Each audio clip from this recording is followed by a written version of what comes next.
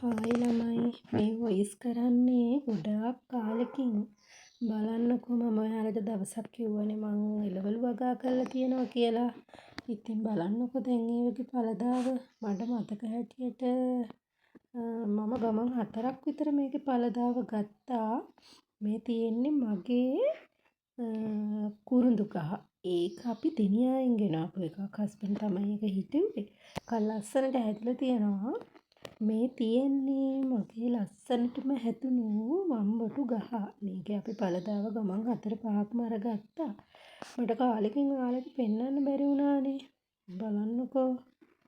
ඉතින් ආසාවෙන් දෙයක් කරොත් අනිවාර්යෙන් ඒව හරි ලස්සනට හැදෙනවා. ඉතින් බලන්නකෝ ඔයාලත් කරලා බලන්න මම කියනවට වෙලාවක් නෑ තමයි. පොඩි වෙලාවක් අරගෙන මේ දේවල් කරලා බලන්නකෝ මම කියනවට. මේ බලන්නකෝ මම මේ කැකිරි ඇට ටික මම මේ නිකන් ඉන්න ගමන් මේ පිසික් කරා මෙතෙන්ට බලන්න ලස්සනට හැදිලා තියෙනවා. මම ඉතින් ඒක දැන් වැල යන්න හදන්න ඕනේ ලස්සනට. බලන්නකෝ. ඉතින් අපිට තියෙන පුංචි ඉඩක්නේ. ඔයාලටත් පුළුවන් මේ වගේ ලස්සනට මෙහෙම වගාවක් කරගන්න. එකක් දෙකක් කරන්න. ඊට පස්සේ ඔයාටම ආස හිතිලා ඔයාලා දිගටම ඒ දේ කරනවා.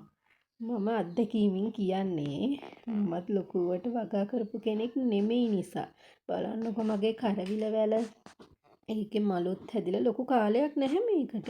ගෙඩිත් තිබ්බා. ආමේ තියෙන්නේ.